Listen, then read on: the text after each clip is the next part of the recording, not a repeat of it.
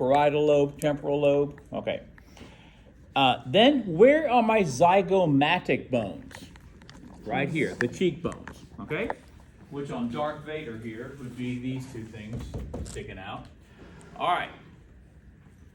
The reason you need to know the zygomatic bones is because, remember, the sutures between the zygomatic and any other bone, which word is always going to be the second one?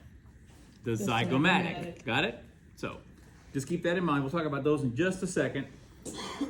Let's go to the temporal bone. Notice the temporal bone has a lot of information on it, and I was able to find this. Who can help me unload this box? Okay. Just take all the parts out. External auditory meatus, right? So here we go. Look. This is the temporal bone here, and this is the temporal bone here. Okay? And we can tell because there's the mastoid process. And then it's flat. And here is that arch that's going to curve around, okay, the arch right here, all right? But why is this suture called the flat suture? Remember, the squamosal suture? Because that doesn't look very flat, because it's not the shape of the suture, it's the shape of the bone. Mm-hmm. See how flat that bone is? See how flat it is? Got it? We call this the squamous part of the bone, and this part that's a lot thicker is called the what part? Look at your list. One's the squamosal part. What's the other part called? Under temporal bone. Petrous. Do you see the word petrous? No. No, that's not on our list at all. Oh, it's squamous and petrous. Yeah, it is. Yeah, it says squamous and petrous. Right, right next to the name? Yeah, okay. That's not on my list. Okay, does anybody know what the word petrous means? Like No, hard. it means rock. Yeah. So this is the rocky part. Ever heard, what's a petrified tree? Hard tree, it's hard. It's not just hard, it's turned into rock now. It's back in the old days, it's no longer a tree. Okay? Now, what is the name that Jesus gave to his disciple? And he said, and on this rock I will build my church. Peter, but the Greek word is Petra. Got it? Because he's the rock on which I'm going to build my church. Got it? So that's the rocky part. Sir? And Petra is a group that sang Christian stuff. So that's what Petra means. It means the rock. Okay? All right. While we're up here looking at this and you on your skull, I won't do it like this. You'll have a whole skull. Got it? I won't have this little bone. Look at the list. Look at the list. On here, we need the zygomatic process. Remember, I told you the processes are named not where they're coming from, but where they're going. So this is the temporal bone, but this is the zygomatic process, okay? And on your zygomatic bone is going to be a temporal process, exactly, to make that arch. What's the next word? Okay, the mandibular fossa. It's easier to see on your skull. The fossa is what? A dip. So we take out the mandible, and you see these two dips here, which are filled with plastic to help hold the mandible. Let me see. Yeah, right here. Sorry. Okay. Thank you. Okay? Where you are, and this is the mandibular fossa. Got it? Because what's a fossa? A dip. All right, now this dip is where these two rounded parts from your mandible go in. And a rounded part of a bone for articulation is called a condyle. So these are the mandibular condyles that go into the mandibular fossas. Does that make sense? Yeah.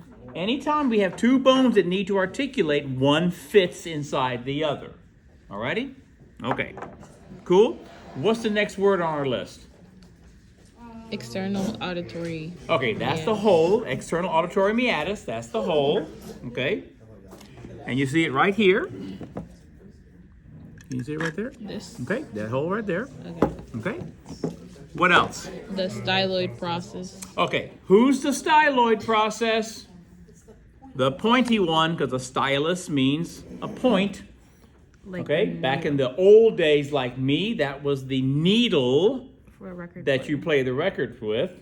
And for the modern people, that's a stylus you can write on your tablet with, right? Okay. It originally comes from the Greek, because how did the Greeks send messages to each other? No, pigeon. They took a piece of wax and melted it inside a framework, and then they would write on it with a stylus. And then you can erase it and you can write on it again. Got it? Who was the first one that invented paper? The Egyptians. It was called papyrus. They made from reeds, okay? All right, what's next? Mastoid process. Okay, the mastoid, as we said, is the big bone right behind your ear. So it's right next to the styloid process, but it's this big one that you can feel at the back of your head, okay? All right, Not this one, but this one. that's right. Okay. The one here, that's your jawbone. Gotcha. Yeah. Okay, what's next? Jugular. Okay, foramen. jugular foramen. Now, let's get our pipe cleaner. Let's grab a pipe cleaner. Thank you. All right. Zip. This one still has a wax tube in it. I'm gonna wax you. All right. Oh. Oh, she caught me. All right. Okay. If you look on the inside of the skull, what's the big hole? The fossa. Okay, foramen magnum. But if you look on both sides of that, you see two holes. Okay? So, let's go in, and we'll go back out. So, you can see right here where the two holes are. Hold on. My bad, y'all. Okay, here. Give me a blue for jugular. Okay. Right here, there's like 6 holes. Yeah, there's tons of holes. That's a universal problem, isn't it? Which hole? Yeah. Okay. You can't tell which one. However. This class, this class, I've lost my class. It's gone. Okay. But do you see the two? She's trying to record me. So here. I'm gonna upload it. Though. Upload it, okay? So, see that? And if you turn it around, you see where it comes out. Oh, Okay? yeah. All right. Veins. Got it? Okay. All right. What else do we need to know? Now we're going to the occipital. Okay, bone. okay. While we're here, let's just make sure we understand that there's another two holes that we need to know that your carotid arteries go through. I wonder what they're called. Carotid foramen. And they are the first holes on the other side of that ridge. And I'll show you. Goes in here and goes in here. This is what those wax ones wouldn't go through last time. Okay? Get in here. Right here and right here. Man. Okay. Do you see? Yes. Got a good view here? And that's where it's coming out. Okay? The two red ones over here and the two blue ones down there. Okay? I'm going to come around. That's this bone in the back, right? And that's the one that we are always talking about, where the foramen magnum is, where your medulla oblongata sticks out. What else do I need to know? Foramen, magnum, occipital condyle. Okay, and that's very important, folks. These two rounded areas, that's where our head rocks back and forth when we say yes, yes, yes. And who are we rocking on top of? The axis. Atlas, because Atlas holds up the world. It's going to hold up your round head, okay? Yeah. It's the first cervical one is your atlas. And that's who we rock on. We'll talk about that in a second. And for saying yes, yes, okay? All right, cool. What else do we need to know? External occipital protuberance. So if you turn your head around to the back, this bump is the external protuberance. Got it? And we have another one on the inside, the internal protuberance. It sticks in. See, that little bump, and you feel it. The little bump in the back of your head. Can you feel it? That little knot there? Okay. Cool beans? This is the most warped skull. Look at this. Woo. It's kind of. Okay. All right. What's next? Sphenoid bone. Okay. And this is where I want to pass this around for everybody to see. This is the sphenoid bone. Okay? The sphenoid bone has 3 sets of wings. What are the names of the 3 sets of wings? Superior, greater, and lesser. Okay, so we have the greater wings. They make up the back of your eye sockets. The lesser wing is the little Batman symbol here. And then these 2 hanging down are called the pterygoid processes. Now, what does pterygoid mean? Well, have you ever heard of this? Pterodactyl. That means fingers and wings. See? This is winged fingers. Because those pterodactyls had, like bats, big long fingers with webbing in between so they could fly. Alrighty? So rather than calling it the greater wing, the lesser wing, and the other wing, they call it greater wing, lesser wing, and the pterygoid wing-like processes that stick out, okay? What else do I need to know about the sphenoid? Superior orbital fissure. Okay. Sella turcica. Okay, sella turcica. Sella turcica means the Turkish saddle. And I think we mentioned to you last time that our saddle has 1 horn in the front to tie off. But they have 2. The Turks had 2 horns. Do you see what looks like 2 little horns right here and a place to put your butt? Yeah. That's the saddle. Let me walk around. Now, what goes in the saddle? The pituitary gland. And the old-fashioned name for the pituitary gland is hypophysis. That is the name of the pituitary back in Greek days. Okay? Hypophysis. Because it's below the brain. Got it? It hangs down. Folks, we need to know that the actual dip is called the what? Hypophyseal fossa. It's a dip, but that's why it's called hypophyseal, because we're just turning hypophysis into an EAL adjective. Okay? Now, why is this important for my 210 students? Because when you get to 211, your pituitary gland is broken into 2 parts. The part that is mostly nervous tissue is called the neurohypophysis, and the part that is mostly glandular tissue is called adenohypophysis. So if you already know what hypophysis means, then you have a leg up on what's going on in the hormone chapter 13 of next semester. Fair enough? Okay. Cool beans? All right. Now, do you see what looks like a little crack right here and right here between the greater and the lesser wings? Do you see that? That split here? That's what's happening inside your eyes. You have 2 little holes here and a crack going up and a crack going down. A crack going up and a crack going down. What do we call a hole? What do we call a dip? Fossa. And what do we call a crack? No, a fissure. A fissure. And that comes from a long crack in the ground because of a hurricane, because of an earthquake, right? That's called a fissure. So these cracks are called fissures. What is the name of this fissure that we see? What's the name? superior orbital. So obviously it's orbital because it's inside my orbit, but notice we call it superior. Why? Because we don't want to confuse it with supraorbital.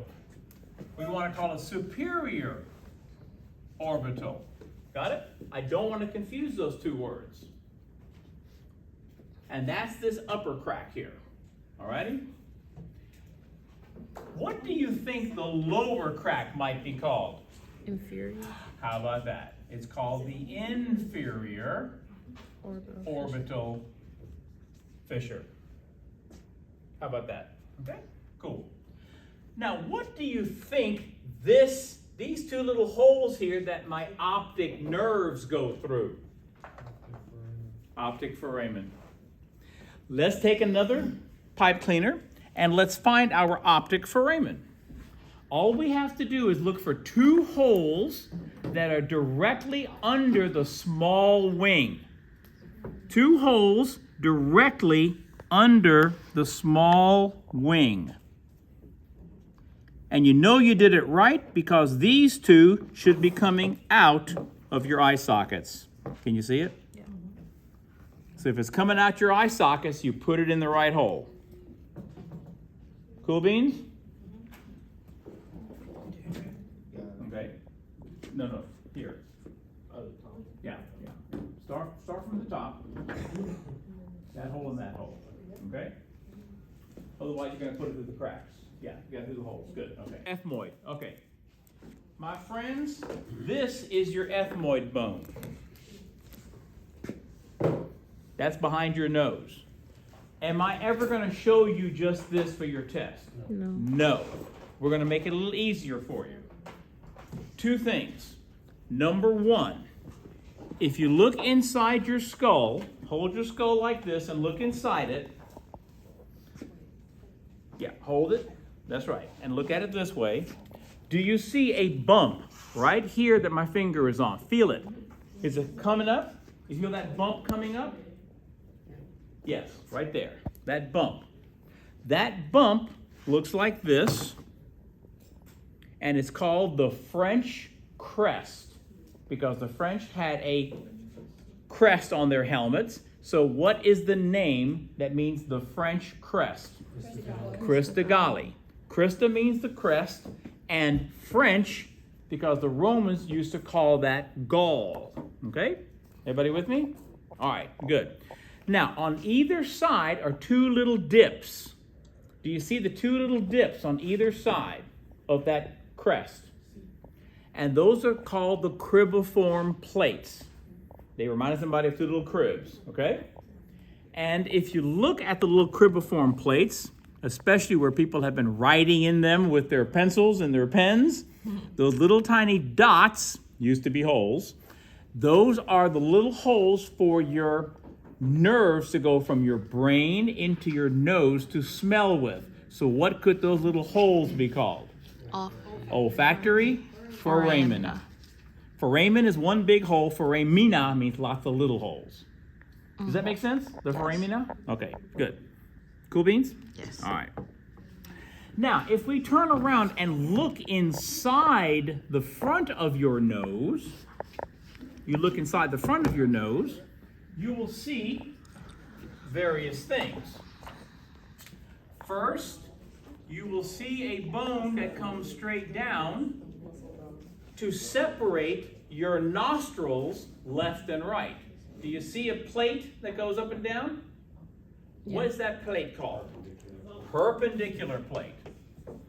Perpendicular plate. And if you've ever heard of somebody having a deviated septum, it's off to one side. And that makes it, you may not have a problem because, hey, at least one nostril's working, but what if that nostril gets clogged up, with a cold? Now you're in big, big trouble. So when the doctor sees this, he's going to say, okay, I'm going to schedule you for surgery where we break that plate and reset it. Okay? All right. If you look inside your nose, you will see 4 little bumps. 2 in the middle, 2 that are low, but you cannot see the superior.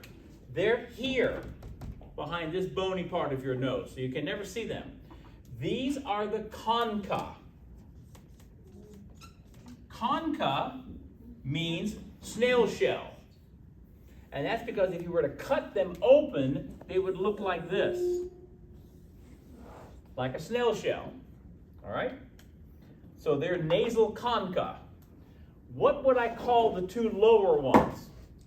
Inferior. What would I call the two above it? Middle. You cannot see the superiors. Got it? So don't call the top ones in your picture superior. They're not. Okay? All right. Now, this is going to help you in 211. Why did nature put impediments in your nostrils? Don't you want a straight shot into your lungs? The answer is no. Because the air in this room is too cold, too dry, and too dirty. So we need to put these impediments in here to slow the air down before it gets to your lungs, so that we can catch the bacteria and the dust particles with mucus and little cilia, little hairs that move, okay?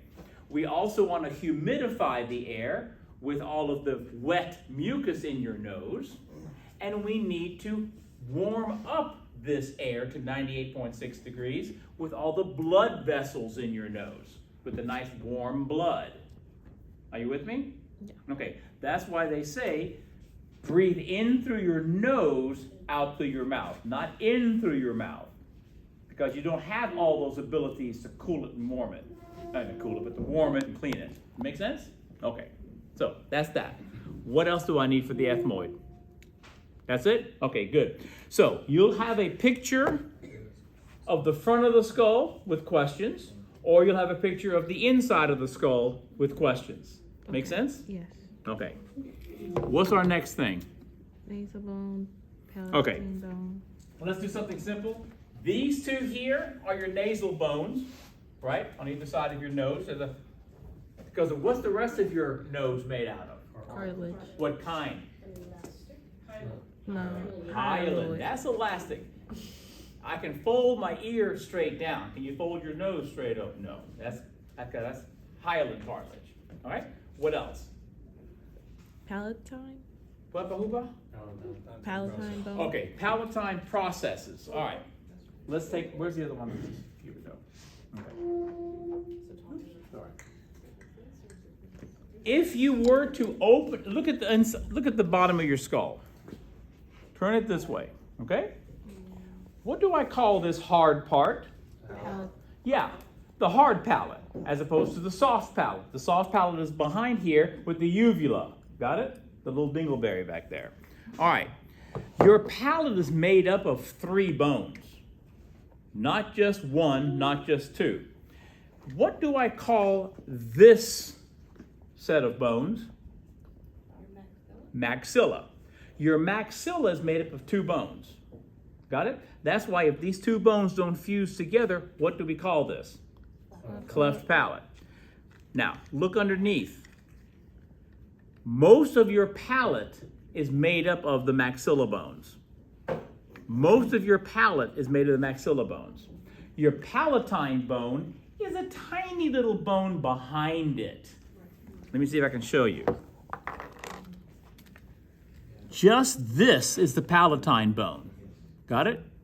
The one with the curve? Yeah, just the one with the one with the curve in it. That's it. Just that one little bone right there. Okay? Palatine processes. See how it sticks out? See how it sticks out? Mm-hmm. Those are palatine processes that make up your hard palate. Okay? All right. Cool beans? All right. What else do we need? Okay. Your vomer is this bone right here. It sticks out in the front of your nose. That little tiny bumpity bump underneath. Yes, that little bump right there. See how it sticks out from the side and comes at you? Yeah, that's it. That's your vomer. And when we get to the ear, eye, and nose, we have a model that shows you that the vomer bone, together with the perpendicular plate, makes the separation between your two nostrils. Okay? All right. Cool beans? Yes. Now the lacrimal. Okay. Lacrimal, I'll never ask you. Perfect. These are the lacrimal bones. See how big that is? Not that big. That little tiny thing right there. I'll never ask you that because the lacrimal bones are right here next to your tear ducts. So I'll never ask you. They're too small. 10-4? So it's not going to be a test question. What's next? Oh, the maxilla. We got that. All right, now let's look at the words for the maxilla bone. What's the first word? Alveolar margin process. Alveolar margin is this. It's the margin where your teeth meet the bone. That's the margin. Got it? It's the edge where the teeth meet the bone. That's where your gums would be, covering that edge. Okay? That's your alveolar margin.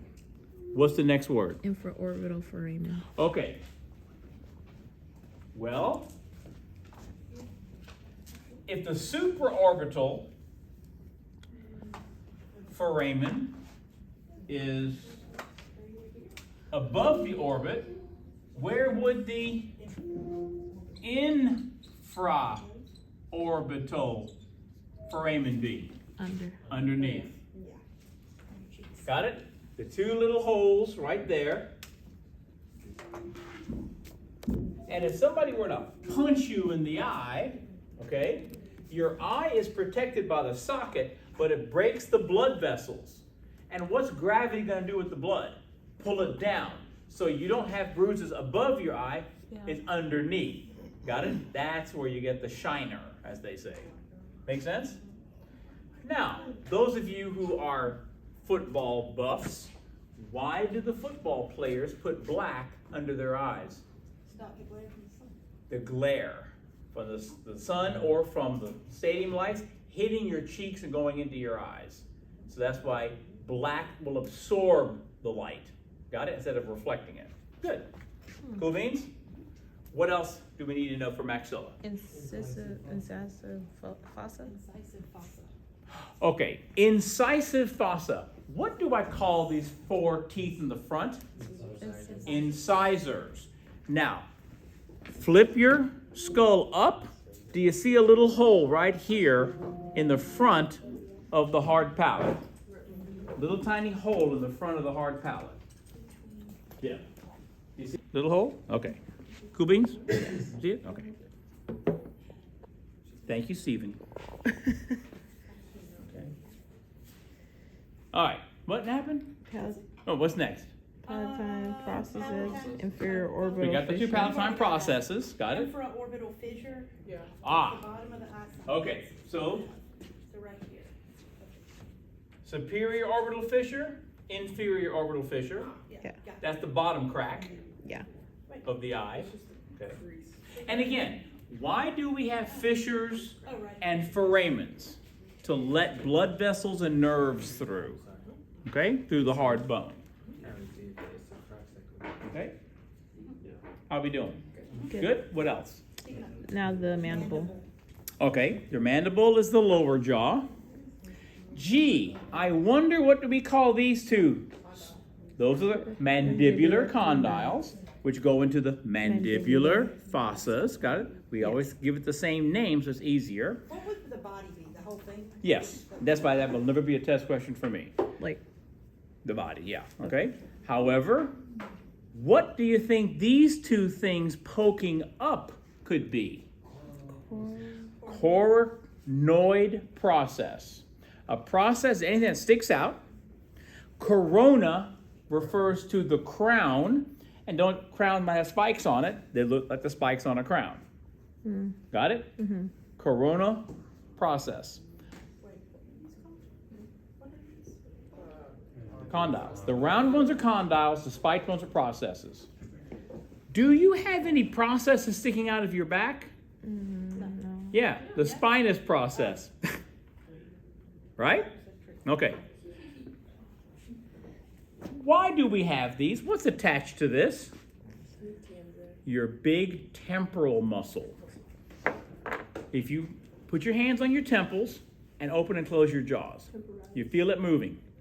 Yeah, okay? Your masseter muscle is here, but your temporalis muscle goes from here all the way up on the side of your head. Got it? Okay. Anything else? Mental foramen. Mental foramen. Gee, where is the... I'm going to draw it. Where is your mental region? Okay, do you see two holes in your chinny chin? Yeah. There you go. Any other foramens? Mandibular. Turn your mandible around. Do you see two holes in the back of your mandible? Those are the mandibular foramens. Okay? Now, I need you to make a note to yourself. Okay? You have these two, there are two sets of coronoid processes. I'll show you the other one later when we get to the arms and the legs. And then you have one that's called a coracoid. So instead of an N in the middle, there's a C in the middle. Coracoid. Two noids, one coid. Okay, so be careful and don't confuse them.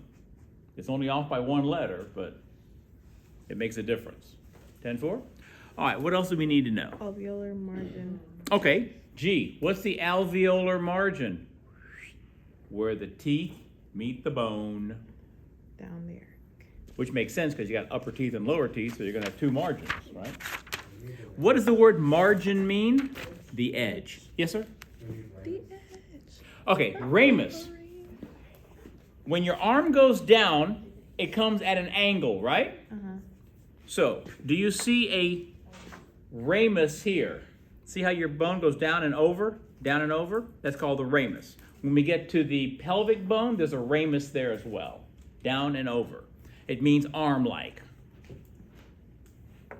Does that make, did you catch that? Okay. How about the angle? Is that this one? The angle is just that corner. That's the angle. Got it? You know, the square jaw. That's what they're talking about. Right? The 90 degree. Yeah. Cool beans? Yeah. All right. What else do we need? That's it. That's it for that? Now we're Okay. Who's that little bone right up here? Hyoid. And why is it clinically important? Because it. If it's broken, you were strangled. If it's broken, you were strangled. And what's it used for? Protection. No. It doesn't protect anything. It's way too thin. This is where your tongue is anchored. Your tongue is anchored here and then comes out. Why? Because we use our tongue, besides for speaking, to push food against the hard palate to force it down your throat. That's how we swallow, okay? Frogs, on the other hand, where is their tongue? It's anchored here. So I can stick it out. So they can stick it out, grab a fly, pull it back in. They cannot use their tongue to swallow because their tongue is in front of their throat, not part of their throat. Got it? So how do frogs swallow? Yes, they use their eyeballs to swallow. If you've ever seen one of those nature shows where the frog is sitting in the water, and he goes, closes one eye, closes the other eye, he's swallowing. Their skull is literally flat with two big holes in it, and their big eyeballs push the food down. That's crazy. Okay? It's amazing what nature does. Okay? How are we doing? Good. Hanging in there a little bit? Okay. What else do we need now? Oh, I'm going to add a hole for you. Grab another pipe cleaner, and let's turn to our skull here. And you can't miss this. These are two almost square holes on either side of the sella turcica. Do you see two holes that look almost square next to the sella turcica? And if you look straight down into your skull, they're the biggest holes you see. Do you see this one right here? Yeah. And this one right there. On either side. Saddle. On either side of the saddle.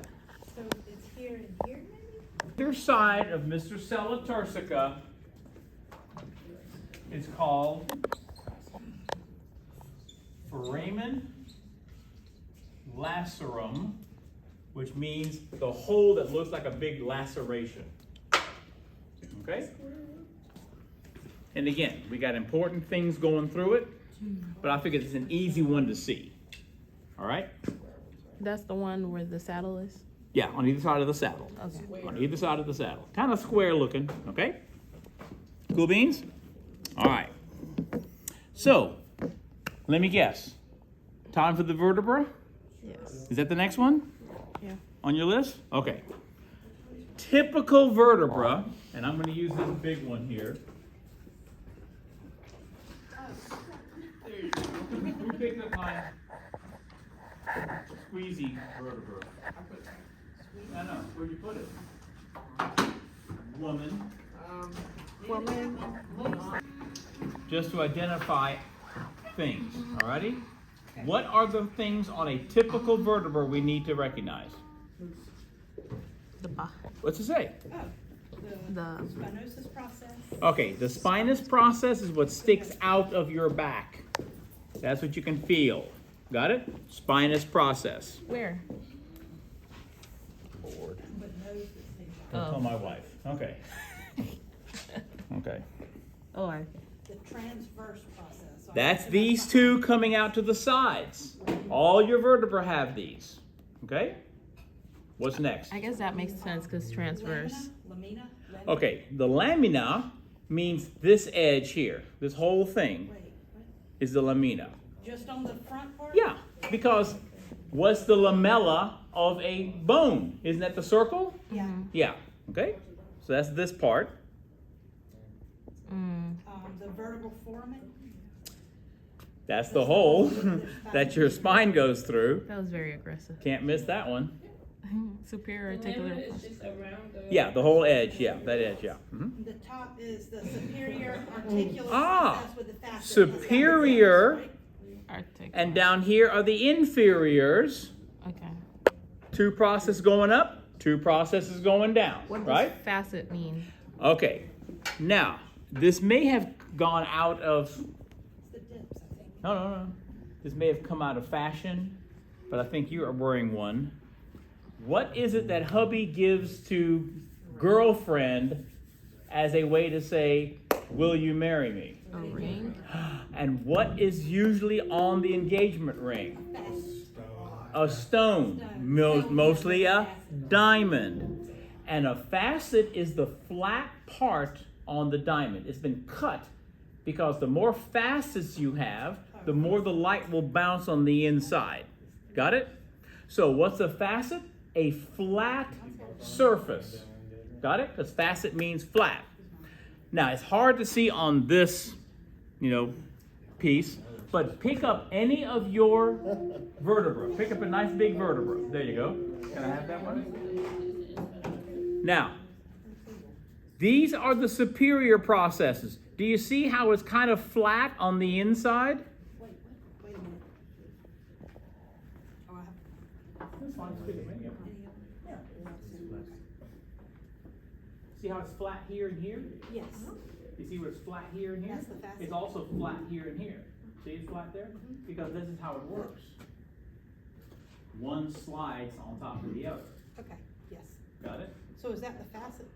The facet is the flat part. Okay. Yeah. See?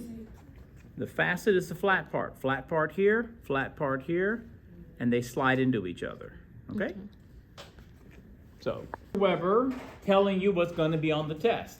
If I were to show you this bone and I said, name the part that sticks out, superior articular process, because it's going to articulate. If I said, what is the flat part, the word flat will be on my test, then you say superior articular facet. Okay. If I just want the process, I won't say flat. Does that make sense? but you have them on the top and on the bottom so that those bones can articulate with each other. So if you don't say flat, you'll say what is the Process. top articular process? Yeah. We say superior. Yeah, superior superior if it's the top one, inferior if it's the bottom Right, one. right, right. Yeah, If okay? you say flat, we mean with facet. That's right, with facet, yeah, okay? What else is typical? Transverse articular process. You got that? Facet, intervertebral framing. On the side, Oh, on the side. transverse, okay? Gee, what's this big fat part called? No, Oh, that's the gel. That's, no, that's the body. That's the body. Now, speaking, hold on. What is this thing that fits between the bodies? That's the intervertebral disc. Inter between the vertebra disc. Okay? Now, is intervertebral disc on your list? No. yes. Yes, it is. Hang on. Because it has two parts. Yeah, it was on there. Oh, yeah. Annulus and Aha. nucleus. Intervertebral disc. I'll just make it purple. Your intervertebral disc has an inner part and an outer part. The outer part has to be tough. The inner part has to be soft and squishy so it takes the punishment of you walking or running. Got it? Tough, squishy. Now look at the two words that you can choose from. What do we call the outer ring? Annulus. Yeah, annulus fibrosus. Because it is what? Tough. It's made of fibrocartilage, the hard stuff, right? The tough stuff. Yes, yes? That's why on our skeleton, it is blue as opposed to tan. The tan is your typical hyaline cartilage. The blue is the tough cartilage. Where else am I going to find it? Pubic symphysis, right? Okay. Now, does anybody know what annulus means? It goes around. It goes around. An annual event comes around once a year because the earth goes once around the sun in a year. Got it? So annular means around. And we're going to see that when we talk about joints, there's an annular ligament that goes around your radius to allow you to do this. All right, and it's got to be fibrous. So what is the inside called? Nucleus pulpus.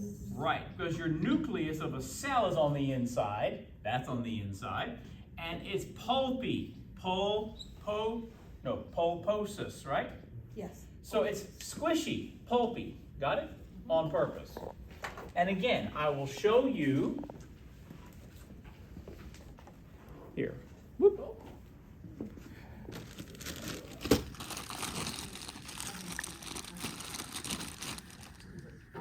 Okay. Come on again. See, oh, you need one, sorry.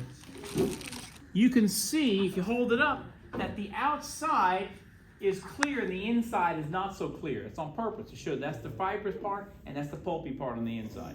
Got it? Oops, sorry. And I'll do the same thing on your test. I'll say I have an arrow going to the outside or an arrow going to the inside. Does that make sense? Okay. So those are your typical vertebra. Now let's talk about how to tell them apart. Please note, if it's like this and it looks like an aardvark or an anteater, that is a cervical. Notice how small the body is. Got it? Because it's only holding up your head. Your giraffe is bigger, and the giraffe is the thoracic. All right? And the biggest one is the moose, and that's your lumbar. Okay? Looks like a moose head hanging on the wall. Everybody with me? Okay. So it goes small, bigger, biggest. Yeah, of course. Yeah. Now, What is one more way we can tell them apart besides the body? The flat part. Big turn. What do these two not have that this one does have? Extra holes. Holes on the side. You see the holes on the side? What are those? Look at your list. Look at cervical. Look at a cervical. What could it be? Transverse foramen. Yeah. Those are holes on the transverse processes, which we don't have in the other two. Cool beans? Something else that we have, oops. Something else that we have for our cervicals. See the process? It's split. See how the process has points, 2 points on it? See how these processes have 2 points on them? Yes. See it? If I have 2 points on this process, look at your list. Bifid. Bifid. 2 fids. Got it? 2 points. See how the cervicals have 2 points on the end of their processes? Whereas the moose doesn't. Moose only has 1. Got it?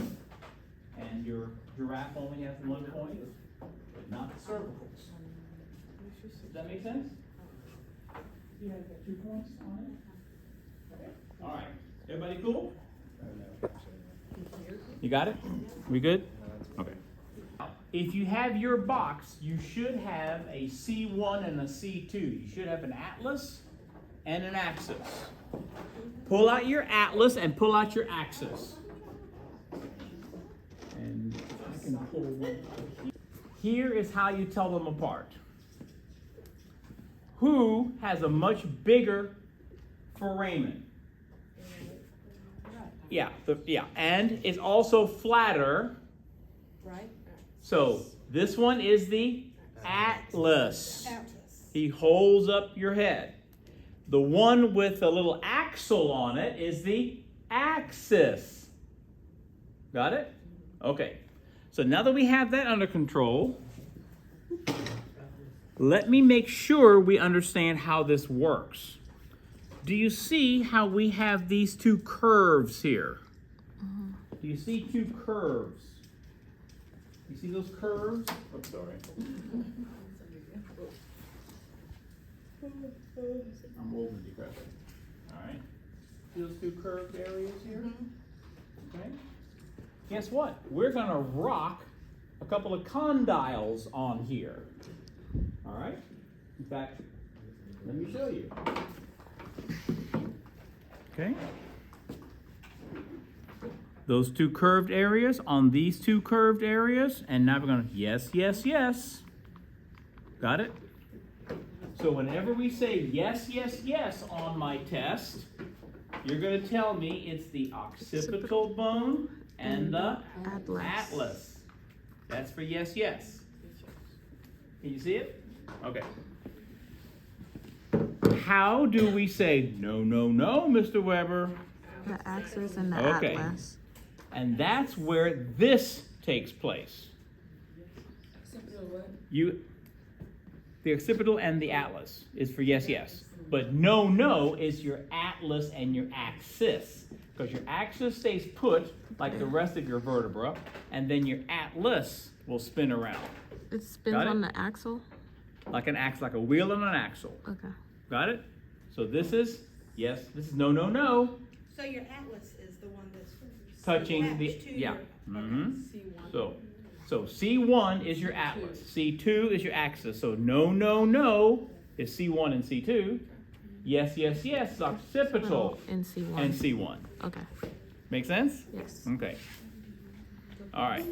And like I said, it makes sense that this is the one that curves because your head goes like this for no, no, right? We don't go like this, no, no, you know, and you don't move your body, right? You move your head. Okay. Any other vertebral stuff that we need? Okay, atlas, axis, all that kind of stuff. Now we got a Okay. thoracic vertebra. Okay, then thoracic, pretty straightforward. He's the moose, he's the giraffe, So we have 12 of those. and we have 12 of these because there are 12 in the thorax, and each one of them has what hanging off of the transverse? Two ribs. So there's 12 sets of ribs because there's 12 vertebra in your thoracic region. How many in the cervical? 7. 7, 12. How many down Five. here? 5. Okay. And how many are in your sacrum? 4 to 5. Yeah, usually 5. Okay, and they're fused together. What do I call this little thing hanging down? The That's your coccyx. coccyx. That's your tailbone. Okay? All right. Now, what do we need to know about our sacrum? The median sacrum. Anybody got a sacrum? Yeah. Oh. I got one. Can I borrow it? Okay. All right. This is the outside of the sacrum where you have these 3 ridges. You see how easy it is to get a decubitus ulcer Yeah. if you're not being turned in your bed? Because that's sticking straight out. And when you kill off that skin, it's just going to necrotize, okay? So what are the things we need to know on this? The sacral. Okay, crest. the sacral crest. What else? The sacral canal.